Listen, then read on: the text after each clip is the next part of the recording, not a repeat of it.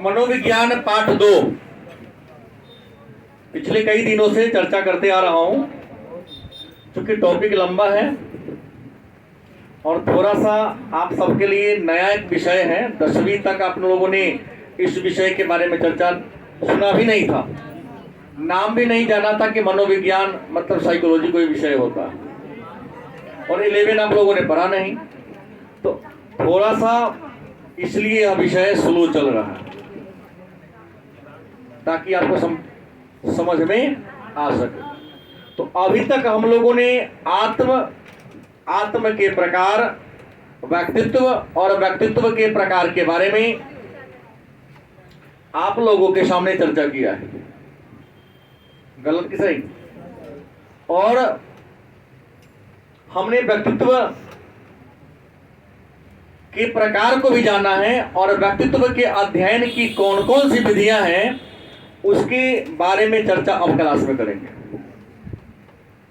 हमने कहा संसार में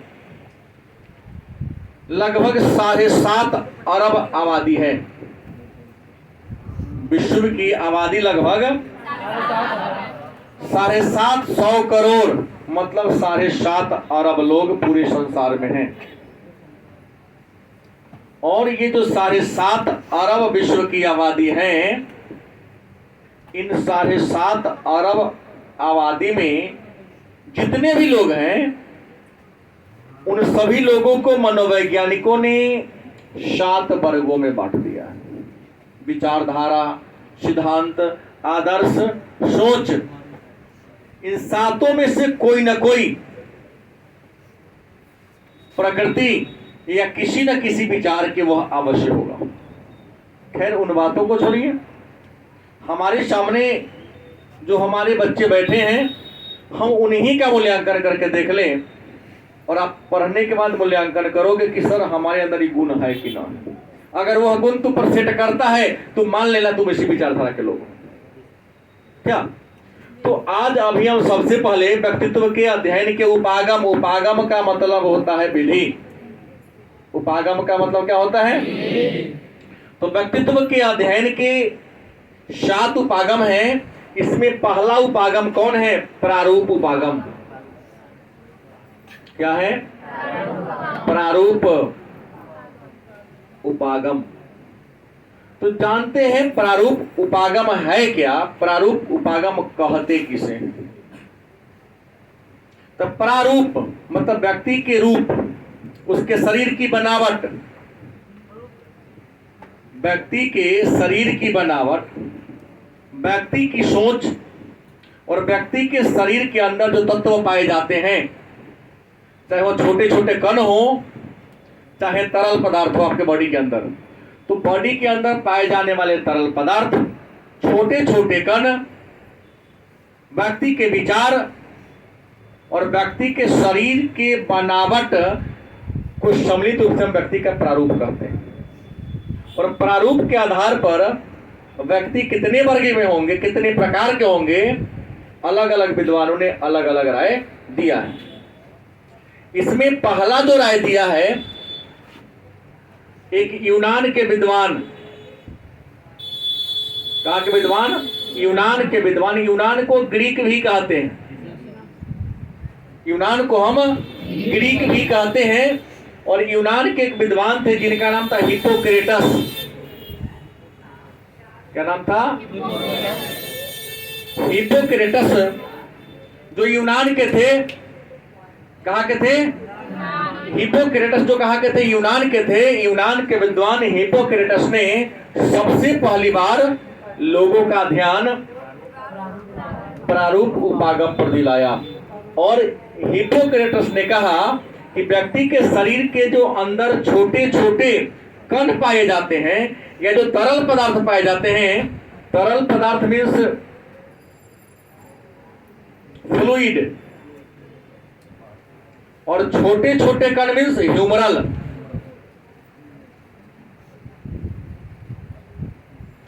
व्यक्ति के शरीर में जो तरल पदार्थ हैं फ्लूइड और जो छोटे छोटे पार्ट हैं ह्यूमरल, इसके आधार पर यूनान के विद्वान हिप्पोक्रेटस ने व्यक्ति को 4 वर्गों में बांटा।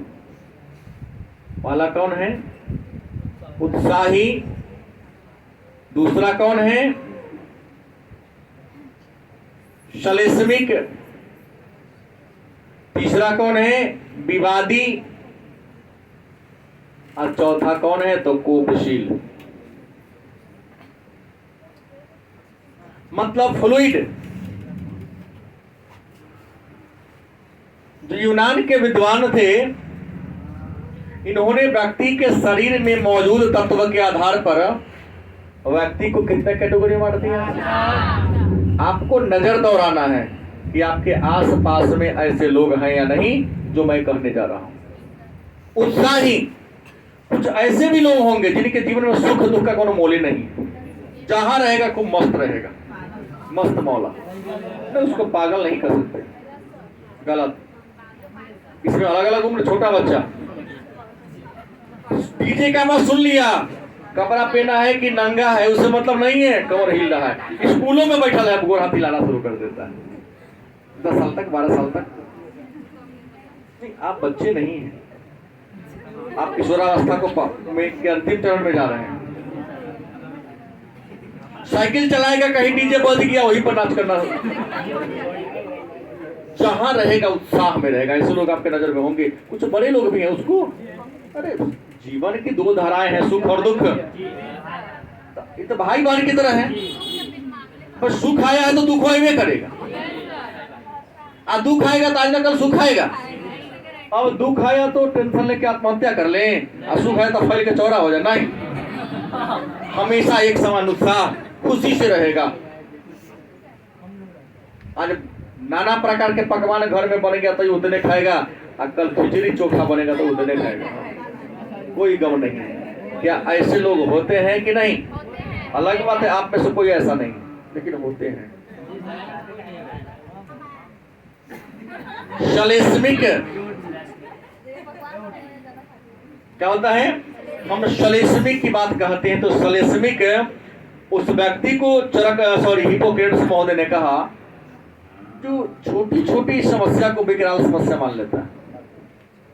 भाई हम लोग गर्म क्षेत्र में रहते हैं, 99 डिग्री टेम्परेचर हो गया, थर्मामीटर बाप रे 2 सही न जब हमारे को चेला है शिवम रे भी जाए न जब कहला तो बुखार लागल, देखो 99 टेम्परेचर हो गया, कल दौड़े गोड़ दुखा के लोग। मैं उदाहरण दिया हूँ, ये है वो नहीं, हमने उदाहरण दिया ना। पूछते हैं वो खड़ा के पूछ उसके बारे में खड़ा क्या है। तो श्लेष्मिक मैंने तरीका करके फुंसी हो गया, बाप रे बड़का घाव हो रहे, दोस्त उठाए बैठा ना हो। ऐसे आपके समाज में होंगे कुछ ना कुछ लोग, तरीका वर्ग के बीमारी के फुंसी को कैंसर बना देगा। हाँ, सुस्त लेजी इसको कहते हैं, शौक से नहीं, उसकी गलती नहीं है, उसका सोच ऐसा है। उस होता यहू माने का जितना आराम कर लो नहीं। जैसे आप में से बहुत सारे ऐसे लड़के हैं जो, लड़कियां भी हैं, पढ़ के भी बाबा का दर्शन, भोले बाबा का दर्शन कर सकते थे, लेकिन कल सोमवारी था नहीं, आज तो व्रत किए हैं तो भूखे रहेंगे, शाम में 2-4 किलो आम। अरे पढ़ के आप भगवान का पूजा करने जाते तो भगवान के भाग जाते और ज्यादा प्रसन्न होते। जो कि गीता में लिखा है, कर्मण्येवाधिकारस्ते मा फलेषु कदाचन, कर्म करो फिर वहां पर जाओ। तो ये सब क्या है? ओछी मानसिकता है कि नहीं आप व्रत कर लिए तो केवल पूजा दिन भर करेंगे, नहीं ऐसी बात नहीं। कर्म करेंगे फिर पूजा, कर्म ही सबसे बड़ा पूजा है। Work is worship. भगवान आशीर्वाद किसी को नहीं दिए होंगे, मैं बोल रहा हूँ, श्राप दिया होगा। तुम छात्र हो, तुम्हारा काम है पढ़ना, तुम पढ़ाई छोड़ के मेरे मंदिर में क्यों आ गया? इसलिए नहीं जाते मंदिर। जाना ना जाना अलग बात है। मैंने कहा कि तुम सब जगह जाओ, लेकिन तुम्हारा जो प्राथमिक कर्तव्य है, पहला कर्तव्य है, उस कर्तव्य को पहले पूरा करो। नहीं चलिए कुछ कहूंगा नहीं, बाद में आपसे चर्चा होगी, हमारी बात होगी। तीसरा है विवादी। क्या किसान तुम्हारा बहुत तौबले। एक बच्चा हमारे पास आया, सर देखिए ना, हमने पूछा कि भाई साहब टी शर्ट वगैरह पसंद आ गया, कहाँ से खरीद लाएगी? आपको मार दिलक, बोला होगा अरे तू इंसान है नहीं है, पूछ दिया तुमको देखने में इसको सुंदर लगा, कोई किसी से पूछ लेता है। विवादी लोग होते हैं, वो जहां रहेगा हाँ विवाद वाला मुद्दा उठाएवे करेगा। नहीं लड़ाता नहीं रहता वो तस्वर खोजने का। देखिए उसकी गलती नहीं है, उसके बॉडी के अंदर ऐसे तत्व हैं, चाहेगा आई के बाद नौकर हो क्रिया खा लेगा, लेकिन वो बॉडी उठा तो है उसकी भेड़ा के कहना मरता है तो ढाई मारने को तैयार होता है, वो ढाई मर पे करेगा। यह गलती उसकी नहीं है, मनोविज्ञान कहता है। कुपशील हमेशा हीनता की भावना ना हमारा सुना होते बहुत लोग हैं, मैं कहे हुए हैं 10 गो सॉरी कहना होगा 10 गो रोटी खा लेगा 10 गो प्रश्न याद नहीं होगा। ये कहाँ कहाँ के 10 रोटी नहीं खाएगा, ये भ्रम में ना रहो, हवा पी के जीती है, पंखा घुमा दे मुंह की तरफ। हमने जो का आंख बंद करके स्वीकार करो, जब खा सकते हैं 5 गो रोटी 4 गो रोटी तो 4 गो प्रश्न याद करने में क्या दिक्कत है। एक दिन ना खाइएगा तो मर जाइएगा नहीं, लेकिन ना पढ़िएगा तो जीवन नरक में चल जाएगा, ईमानदार ना बनिएगा तो कीड़ा मकोड़ा की तरह जीवन जीना पड़ेगा, ये बात तय है। तो क्या है, कुपशील हमेशा अवसाद की भावना में ग्रसित रहने वाला, कोई काम होगा करेगा नहीं। अरे खड़ा होना प्रश्न सर जी हमारा याद नहीं, अरे पूर्वक खड़ा होना का हौला प्रश्न पूछे, पहले खड़ा होके तो देखो, ये हिम्मत नहीं जुटाता है ऐसे लोग, अगाड़ी ये हार मान लेते। तो हम बोले ना अवसादी, हीनता की भावना में जीने वाला कि ना हमसे ना होगा। अरे सब तक हम इंसान करता है ना, आई ना होगा प्रयास करेंगे कल तो होगा ना, अरे कल भी नहीं होगा फिर प्रयास करेंगे परसों तो होगा ना।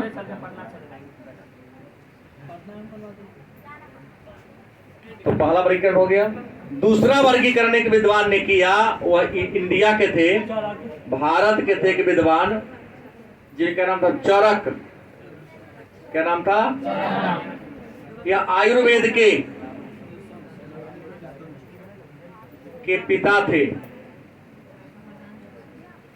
नहीं, इन्होंने किताब लिखी थी चरक संहिता,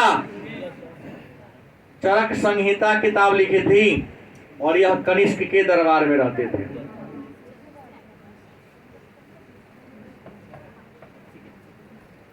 चरक क्या थे? आयुर्वेद के चिकित्सक थे, पेशे से क्या थे? चिकित्सक माने डॉक्टर।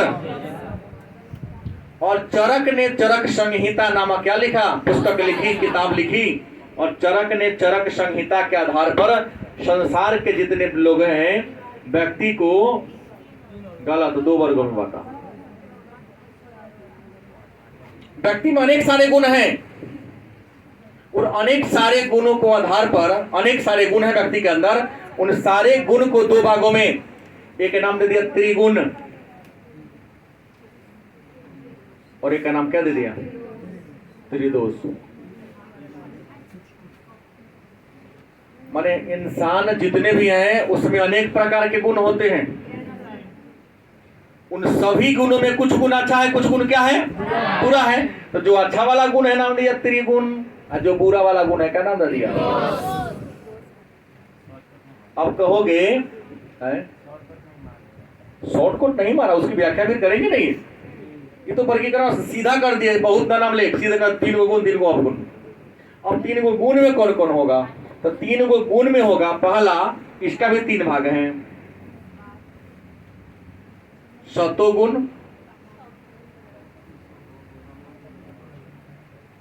तमोगुण, और कौन है? रजोगुण।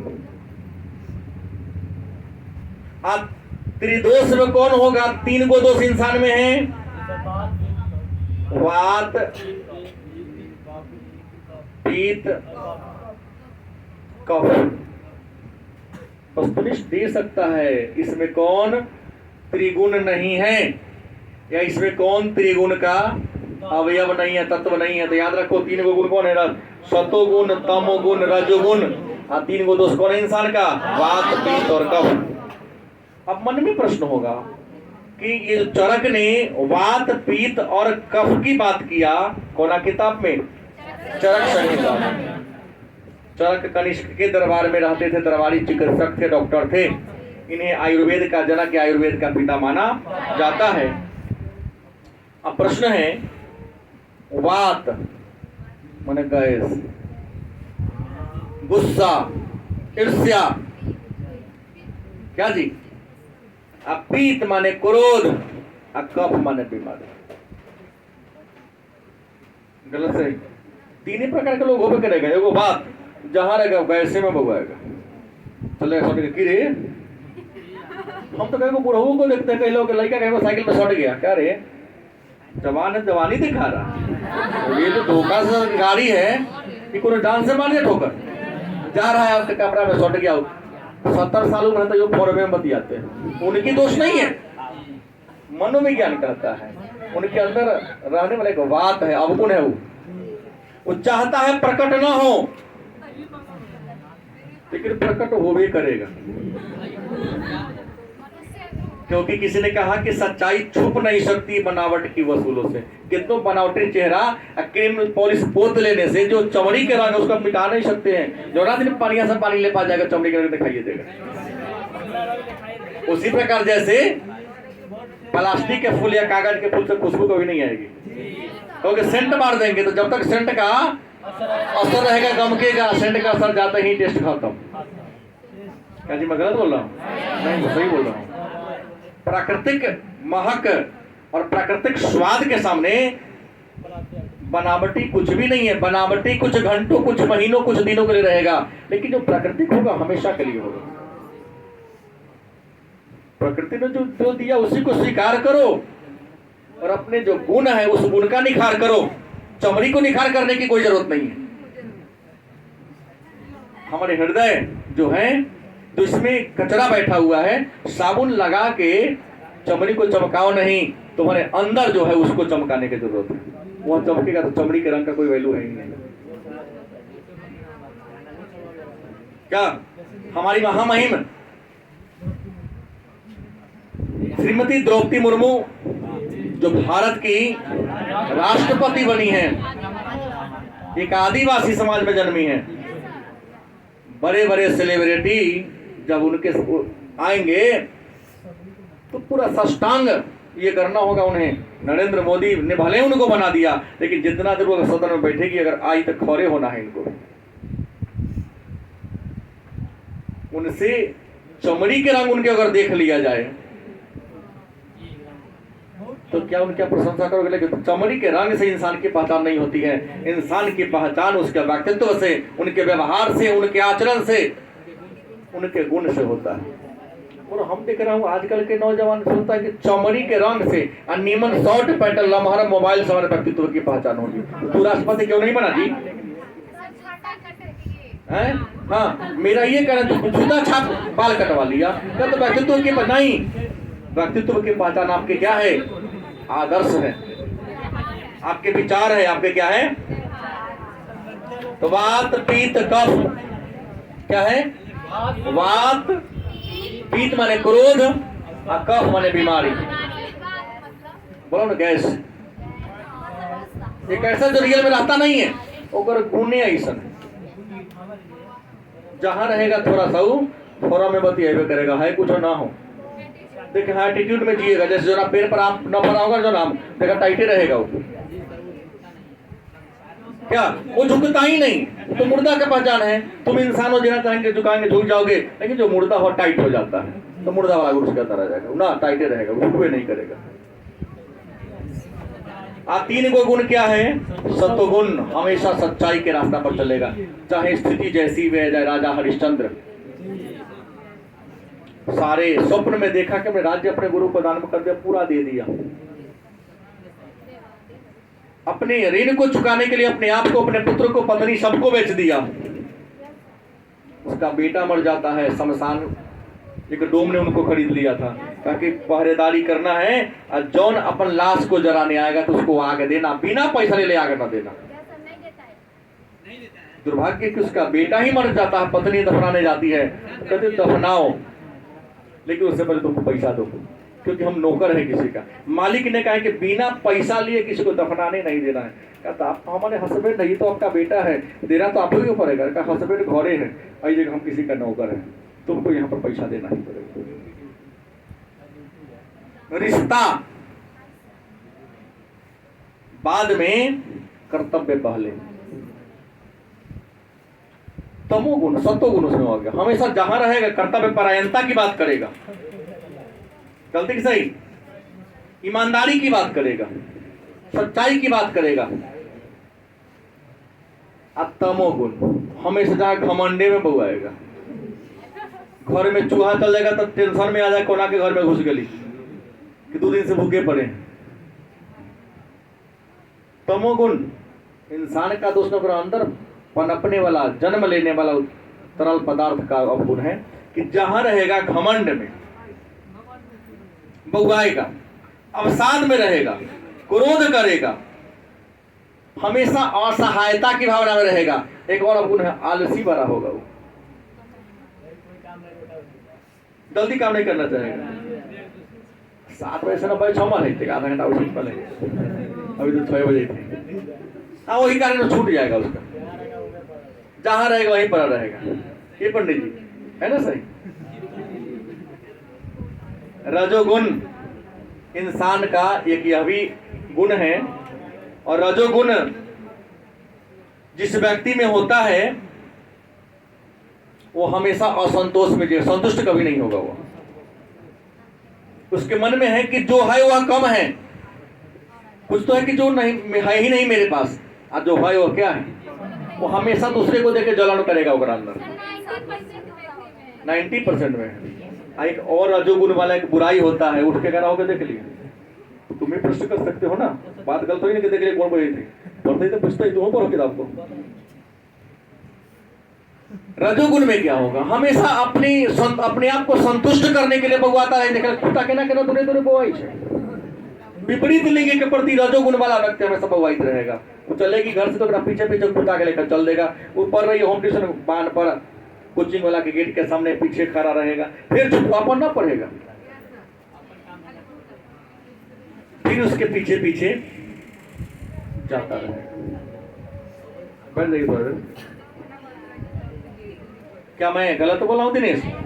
क्या भी जाए गलती बोले नहीं, तो सीधा बैठेगा तो बोले कि सीधा बैठिए ना, बैठता है कथी तू जी आएगा, इतना बड़ा संस्कार की बोल रहा हूँ, तो पैरों को बाहर रखना, लेकिन हमारा उड़ी को अब दवा दो लड़का से गोने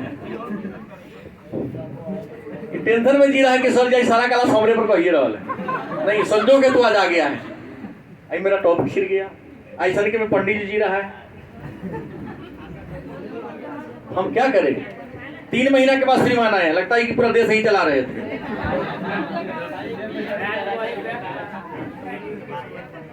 अब तीसरा वर्गीकरण करो, हल्ला नहीं। तीसरा वर्गीकरण की बात करें तो तीसरा वर्गीकरण जिस विद्वान ने किया था उनका नाम था शेल्डन।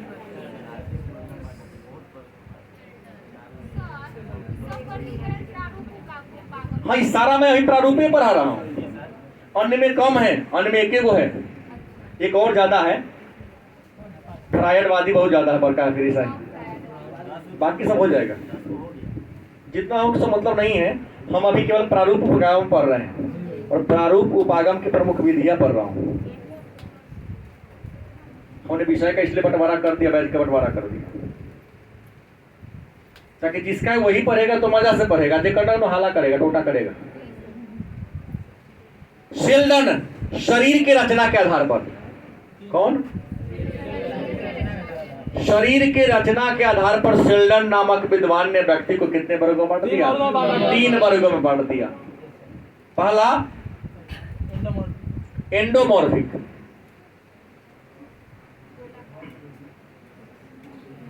इसको कहते हैं आम बोलचाल की भाषा में गोलाकार।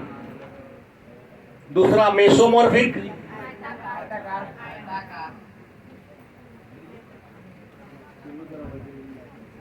इसे कहते हैं आयताकार। अब तीसरा हो गया एक्टोमॉर्फिक,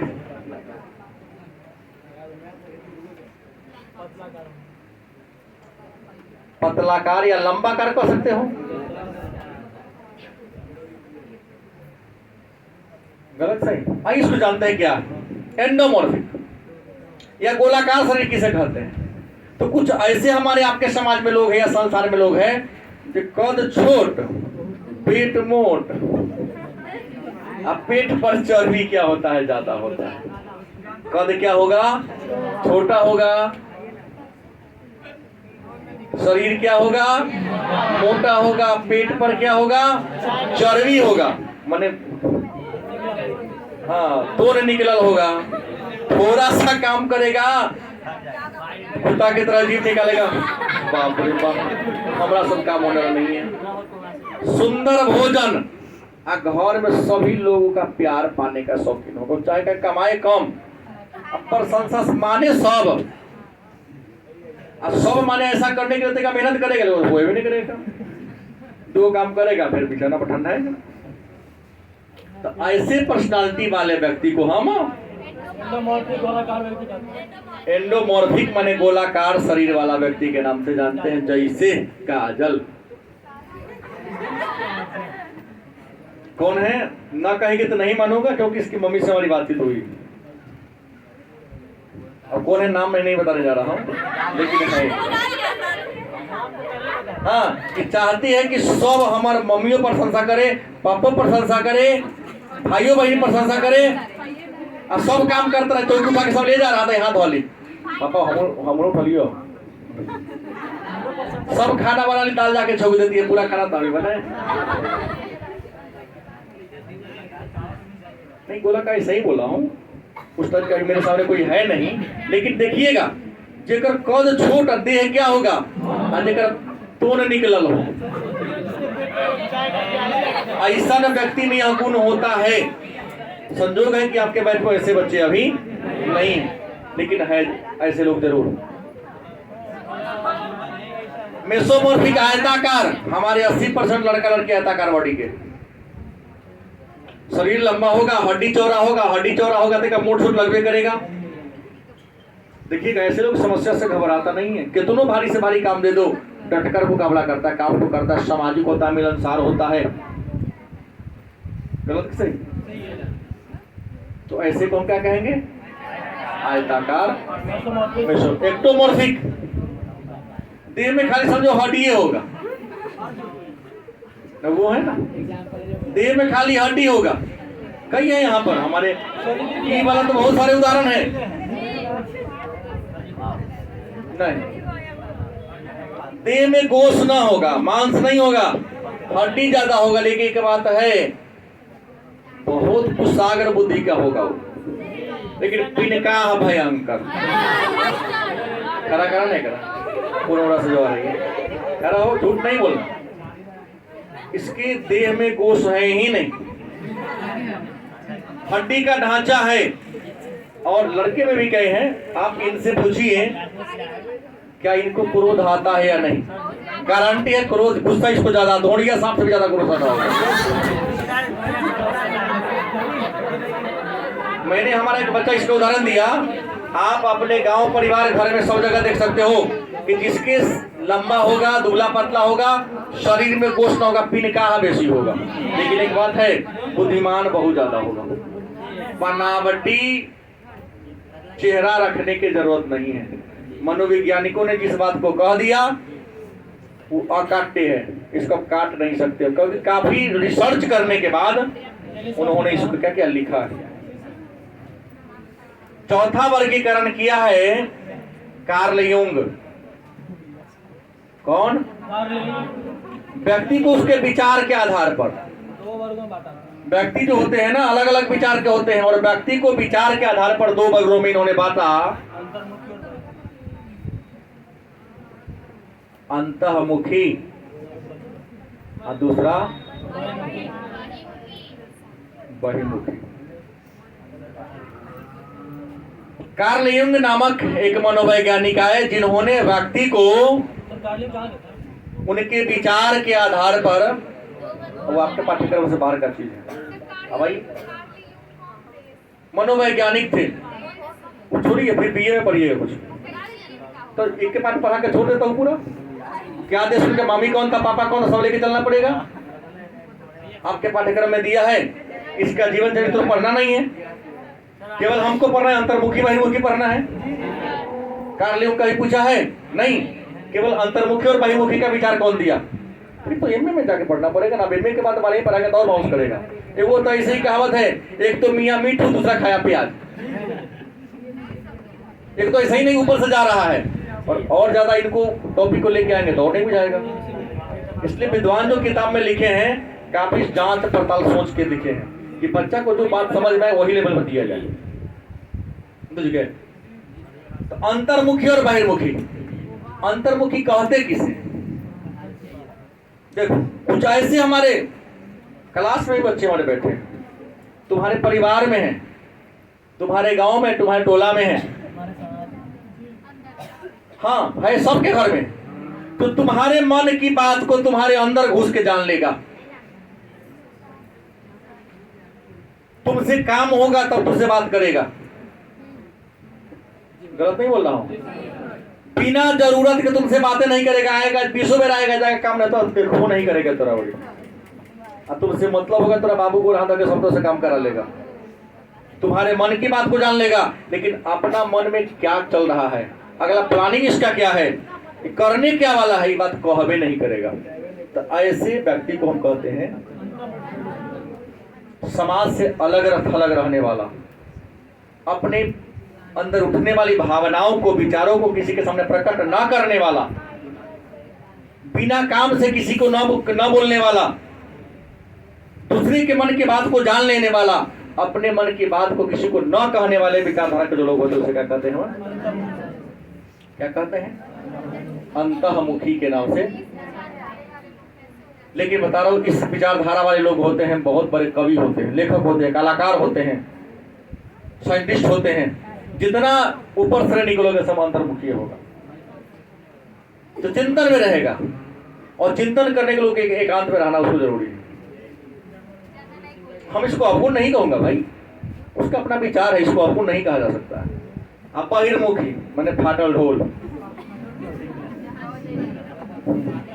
बजाओगे तो हाथ अंदर घुस जाएगा, फूटा हुआ ढोल। बहिर्मुखी उस व्यक्ति को कहते हैं जो सामाजिक होगा, मिलनसार होगा, अकेले कभी नहीं रहेगा, जौड़ रहेगा जौड़ ही रहेगा। तो कहता है कि हम भूखले रहेंगे तो सुखले जौड़े रहेंगे। सबके सुख में सुखी होने वाला, दुख में दुखी होने वाला, अपने मन में प्लानिंग करने वाला की बात पहले कहते फलना काम करने वाला चाहिए। और देश में जितना पुलिस अधिकारी होते हैं, राजनेता लोग होते हैं, सब बहिर्मुखी व्यक्ति को होते हैं। और इन दोनों का मिला जुला एक रूप है, विद्वान का नाम तो नहीं पता है, दिया ही नहीं है, उसके नाम उभयमुखी।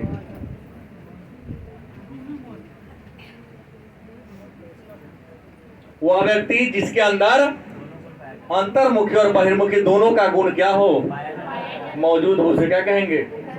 उभयमुखी के नाम से। अगला वर्गीकरण किया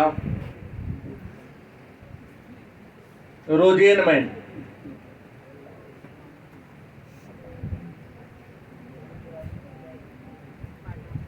तथा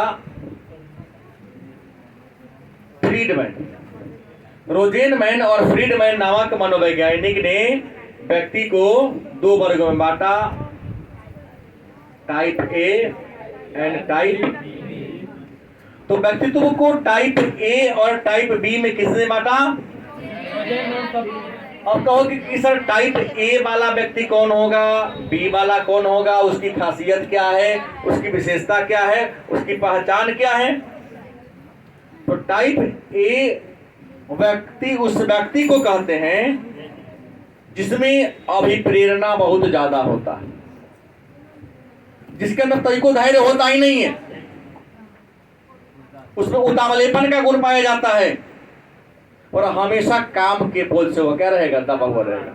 मतलब ये क्या फॉर्मूला है टाइप ए में कि कल करे सो आज करे, आज करे सो अब, पल में परलय होएगी या फिर करेगा तो।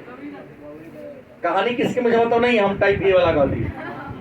मतलब ये हर काम को अभी का अभी खिलाना है, क्या ना तो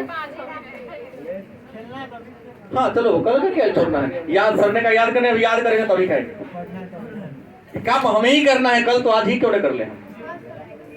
लेकिन याद रखिएगा, तो इतना तनाव लेके जो कल का काम हमेशा आज ही करते रहेगा, ओकरा हार्ट का बीमारी और ब्लड प्रेशर का बीमारी जरूर होगा,